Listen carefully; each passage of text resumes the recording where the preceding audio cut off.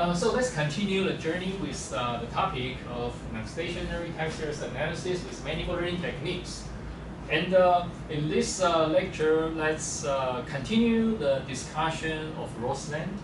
But the focus will be on the theoretical part of Roseland. The main paper is in the information and the inference one. If you have interest in going to details, you can check that one. And I will give you an overview of what's going on. So recall that overall algorithm called Roseland, and I have mentioned it before, so I will skip it right now. But the basic idea is very simple. We will replace eigenvalue decomposition of a big square matrix by singular value decomposition of a thin and tall matrix, but with the diffusion property preserved in some sense. And there have been several benefits, and we also have discussed and seen this slide. That is, you will have the KNN sparsity replaced by landmarks, and the subsampling or extrapolation replaced by diffusion, so that you can speed up the algorithm, can avoid finding nearest neighbors under very noisy situation, and you can somehow preserve geometric information. And this is a table that actually we have discussed last time, and I will skip it, but it gives you some kind of summary, and this is a table in the JMLR paper. Okay. So, how to do the analysis? There are actually many different ways to do it. And if you can see, the Roseland algorithm I told you, there is nothing to do with any specific geometric structures. I give you some points, and you can always run Roseland on it. No problem. But what will be its kind of property and what will happen? That is something we want to study, want to know. And our focus will be the following. Suppose we have a manifold, that is, the data points, sample data points and landmarks are both located on a manifold. Then how will Roseland behave, and what do we get? What do we see? That will be the question. So our assumption will be the following. Suppose we have a d-dimensional smooth, closed, and connected Riemannian manifold. Okay, you can generalize it, fine, but we will focus on this one. And we have x, which is a random vector that we will assume to sample our data point. And there will be y, another random variable that is independent of x, that we will assume that we use to sample the landmark. And these two random vectors, they all go from the underlying probability space to the Euclidean space Rp, but its support will be on a manifold M that is isometrically embedded in Rp. Okay, and we assume that on that support, the random vectors density function is actually a C4 function on the manifold, and its inf is positive. This one is somehow a technical assumption we need when we do the analysis because we count on parallel expansion. This inf just tells us that, well, you can sample everything so that you will not destroy the topology of the manifold by not seeing something. And we make a same assumption for Py. Okay? And technically, this Px and Py comes from the following very simple argument. So you have x, which is a random vector from omega to Rp, right? And we know that it is actually on M this way. So what we say is, okay, you have x, P, this will be an induced major in Euclidean space. And it is supported on M. And then we make the other assumption, saying that, okay, this M has a Riemannian metric.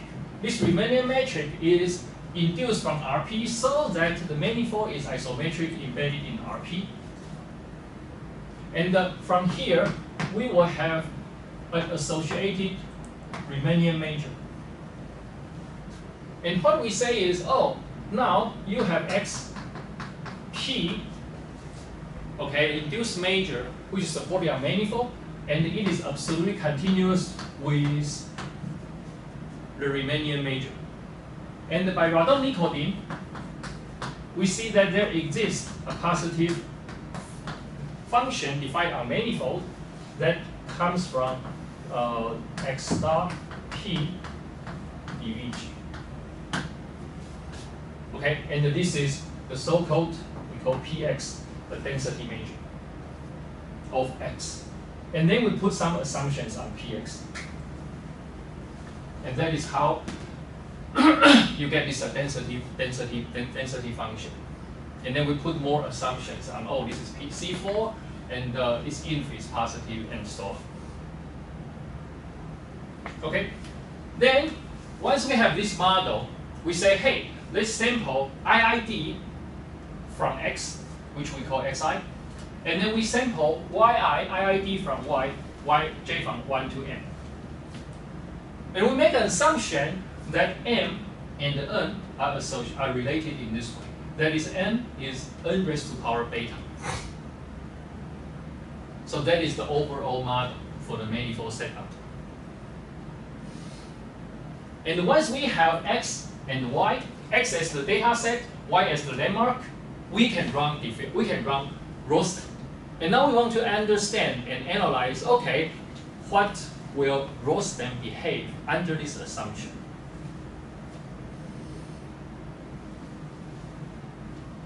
But let's take a look first at this peculiar, this kind of Roseland S diffusion map behavior. Okay, so what you see is actually the WR, what I wrote here, WR is actually W small r transport, right? And we know that this is an n by n matrix. This is an affinity matrix. And if you recall, in diffusion map, W affinity matrix, Wij affinity matrix. Wij is nothing but xi minus xj, or we use d, right? In general, you have different matrix, epsilon. That is in diffusion map. This Wij. Right now we have Wr. Wr, you can also have its Ij, right? And you will see that its Ij is what? Its Ij is actually the summation of LO from 1 to M, and this will be exponential minus d xj y LO square epsilon times exponential minus d y LO xi square epsilon. Right? This is W capital R, which is the outer product of W small r. And if you look at this Ij's entry, it is nothing but the Ij's entry of this matrix. This is W small r. Right? So you get this summation. And we want to ask, hey, this guy, if we view this guy as a kernel, we view it as a kernel. If we view this guy as a kernel, then how will this kernel behave? Because in here, right, you have one kernel only, which is a Gaussian kernel. One kernel, and this kernel depends on the distance. But here, this kernel, if we view this as a kernel, it will not depend on the distance only, it will depend on the location of xi and xj. Right? Very simple. But how will this look like? If you look at this formula, right, you can say, oh, when m is very, very big, intuitively when m is very, very big, then this will look like an integral operator right, by central limit theory, by law of large number, but looks very, very much like this kernel outer product of the kernel, and you just do integration. So we call this as the reference kernel. And this is a reference kernel that depends on xi and xj, which I wrote here. And now I plot a very, very simple case in S1. In S1, you have data set, which is the blue point, very many points, but we just have some small landmarks. And now I plot the associated kernel function, how it looks like at different locations. So you see that the kernel function will change from location to location. The kernel function is not one or a fixed one, it depends on the location. And that is the reason why the analysis is different from the analysis of diffusion map, and in some sense is more challenging. And we still, although I will present you some theoretical results in a bit, but that is not the end of story. There are still many open questions remain that we want to do. Okay, so first is the pointwise convergence result. And it is related to landmark design. If you remember, I say, hey, you have big data set, right? And from a big data set, you run diffusion map, but it's too slow. So let's say, oh, let's run Roseland. We need a set of landmarks. But where are the landmarks? Where should the landmarks be? How to design a landmark? That is the landmark. This is a design problem. And how to see it? Let's see the following statement. First, assume we have a discretization of a C4 function f. Okay, and this discretization is a discretization of function at the data point x1 up to xn. So this is an n-dimensional vector, or f. And now we choose the bandwidth, and this bandwidth satisfies the following condition. And the practical meaning of this bandwidth is that we will have sufficiently landmarks over the bandwidth. Okay, so that you have sufficient points to give you the desired convergence. And we make the bandwidth going to 0 when n goes to infinite. That is, when n goes to infinite, m is n raised to power beta. Beta is positive, so m will also go to infinite. Right? You have more and more. When n goes to infinite, you have more and more landmarks, and we have a small ball, okay, which is the epsilon bandwidth, defined by the epsilon bandwidth, and we want the points inside this small ball to be as many, to also grow to infinite. That is the meaning. And then we say when n is sufficiently large, with high probability, that is greater than 1 minus O1 over n squared, we have this formula. This D inverse D is the degree matrix we have. W is actually WR outer product. This is the WR outer product. WR transpose. Okay, and if you apply this matrix to F, just pretend it is diffusion map. Okay, then you will have f of xi plus c, some universal constant, times epsilon, and you have Laplace Beltrami operator of f, and some first order terms associated with the density function px and py, inner product, nabla f, first order differentiation, plus bias term and the variance term. This order of epsilon square, that is the bias, coming from curvature, coming from the non-uniform density, and coming from the function. And this one, big O, of square root log n divided by n beta over 2 epsilon d over 2 minus half, this comes from the variation, because we are now working with random points. So there will be some randomness, and we need to control this random fluctuation, and this is the control error, and this is the bias. So in the end, you see there is a square root of log n. You can imagine that comes from the uniform control. Okay, so in this sense, suppose epsilon is sufficiently small, and this one is sufficiently small as well. That is, you have small fluctuation because you have many points, and you have small variance because bandwidth is small. then you somehow can recover Laplace Beltrami operator, but it is contaminated by the first order differential operator. And that depends on the density function. So if our interest is to use the spectral embedding theory to recover the manifold, then we need to recover Laplace Beltrami operator instead of the first order term. Right? So how can we get rid of this guy?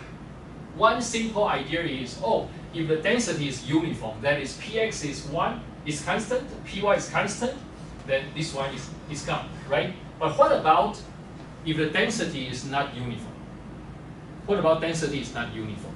Then this will exist as a non-zero term, isn't it? But the interesting fact is, because Px is fixed, that is the data you cannot change. But Py is the density function of the landmark that you can design. So suppose you choose the density of the landmarks to be proportional to 1 over Px squared. Then you can see that this guy will be cancelled out. This guy will be cancelled out, so that you can recover Laplace Beltrami operator. So that is where the density, the design problem comes into play. And this is also something very kind of intuitive. When you have points, right, that has very, very low density, you have a location that has very, very low density, then you want to put more landmarks there to help the recovery of the geometry locally. But over the region that you have many, many, many sampling points, then actually you don't need that many landmarks. The data itself will help you to recover the geometry. Okay, that is underlying intuition. So if you take a look at some very simple example of S1, you have non-uniform sampling, and you can see this is a Px is quite non-uniform. If you take Py to be Px, that is from the original Px, you uniformly sampled from Px. Then the Py is the same as Px. In this case, you can see that the embedding is not really that good. And why so? You say, this is also S1, right? But if you look at the real embedded angle of S1, then you see that the true theta and the recovered theta, it has quite a lot of deviation. That seems to depend on the density function, isn't it? But if you choose Py to be proportional to be 1 over Px squared, then the true theta is the recovered theta is much closer to the true theta. So that tells you the benefit of such a design after you do some pointwise convergence estimation. Second, don't forget, what do we want? We want to use the eigenvectors and eigenvalues of the Laplace Beltrami operator to do the embedding, so that we can claim the spectral embedding theory. But I only showed you pointwise convergence. How can you guarantee the pointwise the spectral convergence? That will be the question, right? How to get a spectral convergence? That will be the result in this theory, which we say that not only you have pointwise convergence, actually the spectrum of the Roseland matrix will also converge in a spectral sense to the Laplace to the eigenvalues of the Laplace Beltrami operator. So this is a condition. Suppose we fix capital K. We say we want to recover the first capital K eigenvectors and eigenvalues. And we assume that lambda I is simple, which is actually not necessary. You can generalize it to non-simple, but just you need to use the eigenprojection. So we just write simple to simplify the notation. And you assume Py is chosen to be 1 over Px squared. And then you choose epsilon to be of this order, which looks a bit weird, but it has its meaning. Its meaning is you will need to accumulate sufficient noise or sufficient randomness so that you can get the spectral convergence. Then when m is sufficiently large, okay, with probability greater than 1 minus big O of m minus 2, then for any I less than k, okay, because we fix k, for any first k eigenvectors, you will see that AI times E, this is extrapolation in this formula. This extrapolation is just like nitron extrapolation, okay? And the true singular eigenfunction will have a log infinity norm difference controlled by log m divided by m raised to power 1 over 8d plus 10. And this AI is just nothing but plus minus 1, because remember, the eigenvector can be either positive or negative. It is a kind of O1, it is an O1 structure here, because it's it's simple, so it's one dimensional. So eigenvector is free up to O1. So this is O1. So you just say, okay, you can choose either plus or minus so that this L infinity difference hold. And this guy, Si eigenvalues will be different from the true eigenvalue of the Laplace Beltrami operator in this way, in this path. Okay, and here is the notation. You have D inverse D minus 1 half WR, singular decomposition. Okay, and then remember you have U bar and you have the singular values, and this is your final singular vectors, and that is the extrapolation, and this is a comparison. So that is the spectral embedding theory. Oh, sorry, the spectral convergence theory in the L infinity norm. It is based on the L2 norm convergence. Okay, use L in the proof, you just prove the L2 convergence first, and once you get the L2 convergence, you use Sokolov embedding to prove the L infinity convergence. So if you have interest, you can go to the paper for details. Okay, and once you get this spectral convergence result, you can link back to the spectral embedding. Okay, and there are some basic papers we have so far to support spectral embedding using diffusion map. Okay, and that is it. And the results for graph Laplacian also exist, and I will find time to discuss it in a separate talk, lecture. Well, and that is another topic. And the other thing, which is very important, is about high-dimensional noise, and in particular, when noise is colored and heterogeneous. If you have such noise, which is very, very common in practice, then what can you do? How can you guarantee the robustness of the algorithm? And this is the illustration. Okay, you have a manifold, you have clean data, clean landmarks, okay, and now you have noisy data. So this is what you collect. This is what you collect. And you don't have anything more. You don't have access to Xi and Yj. Then how can you recover the manifold? How can you use spectral embedding? How robust is the algorithm to such kind of crazy noise? So we put some assumptions. First, all the noise will be independent. Mean 0, and we will have the covariance, L2 norm of the covariance structure of noise Ci to be bounded by sigma p squared. And the noise of the landmarks will also have L2 convergence of its covariance bounded by sigma bar square p. And the Ci and the eta j will be independent. Okay? That is the assumption. Second, we care about high-dimensional data. Why? Because as the technology improves, advances, we can collect higher and higher, more and more detailed information, but each sample, each pixel, each sample point will have probably more noise. Okay, so we need to consider it, high-dimensional noise model. That is, the embedded space P depends on n, such that P over n goes to some positive gamma as n goes to infinite.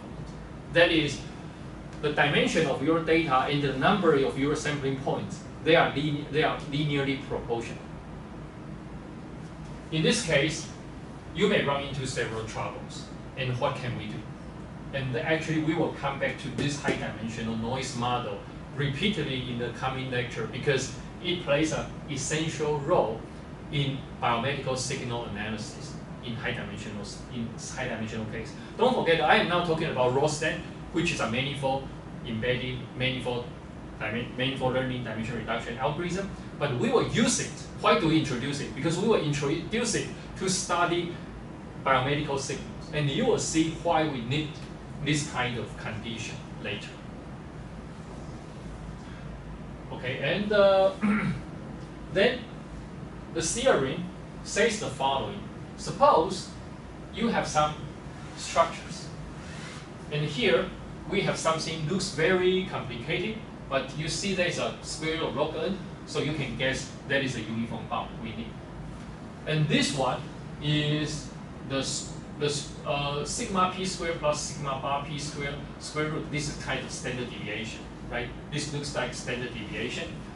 And this also looks like standard deviation, but this is an extra term. And the k is actually the diameter of the manifold. And we assume we will embed the data into a q prime dimensional Euclidean space. And the WR is the clean data set. W tilde R is from the noisy data set. And the noise satisfies what I mentioned before. Okay? Then, suppose we choose epsilon so that epsilon depends on n, and the delta p divided by epsilon is sufficiently small. Okay? What is the meaning of this assumption? Okay, this delta p, as I mentioned, this is related to the noise, right? Noise strength. And epsilon is the bandwidth. So what you want is you choose a large enough bandwidth, so large that it will somehow cover the noise level. Okay? Then for a fixed time t, we have this Frobenius non-control. This is the clean data embedding, this is noisy data embedding, and the arrow bound is on the right-hand side. So let's take a look at this term by term. First, as I mentioned, we need to have a sufficiently big bandwidth. Epsilon is a bandwidth. What is sufficient? What does sufficient mean? Sufficient means that it will be sufficiently large compared with the noise level. Then, what is this term? There is an O. This O is actually an alignment of the embedding. You have an embedding using the Roseland embedding using the clean data. After embedding, you have embedded something to a q-dimensional space, right? And this is the embedding of the noisy data, which because of the eigen decomposition, it is not unique. So you need to do some rotation to align it. So this big O is an alignment of two embeddings, so that you can get a fair comparison. And once you do this alignment and the embedding and evaluate the difference quantified by Frobenius norm, you can see something on the right-hand side. This right-hand side is interesting. Delta P is the noise level, which is not surprising. And this is nothing but just controlling the time and so on. This is not super critical. And you see that this delta P is actually interesting. It allows you what? It allows your noise level sigma P to be sufficiently large as P raised to power 1/4 plus A. Why is this significant? Because your data size is P by P. So your data size is P-dimensional space. And if each entry has the noise level up to P raised to power 1/4, the total energy will be P squared, which will blow up. That is the noise level. Overall noise level will blow up, while your signal is actually fixed. Significance of this sigma P, which says that overall the noise energy can blow up. But your manifold somehow is fixed, but noise can blow up. But even in this case, you can still see that the right-hand side will converge to 0. Okay, and here, this delta P will go to 0, and the denominator, square root of m times epsilon to d plus 1, will also go to infinite when epsilon satisfies this condition, which is the spatial convergence rate. I have to emphasize that the spatial convergence 1 here, this spatial convergence rate is not optimal, far from optimal, and that is the open question. This only allows us to claim that we get spatial convergence, but this spatial convergence rate is far from optimal. Okay, so coming back to the noise, and you can already see that since this is not optimal, so what we claim here may not be optimal. But it tells you that even if it's not optimal, actually it can tolerate quite large noise, and that fits our practical observation. And you can see that, hey, this is very limited Gaussian noise. Who cares about Gaussian noise? Actually, we have a similar theorem for more general noises, but statement is more complicated. So if you have interest, you can check the paper. So it is not only Gaussian noise that we can tolerate. We can tolerate more general noise. Okay. Yeah. So this is just a recall about the embedding. Okay. Okay. Doesn't work. No. What's wrong? Okay. Why does it function work? Okay. So that is it, and the theoretical result is actually in this paper. And yeah, that is it. Thank you.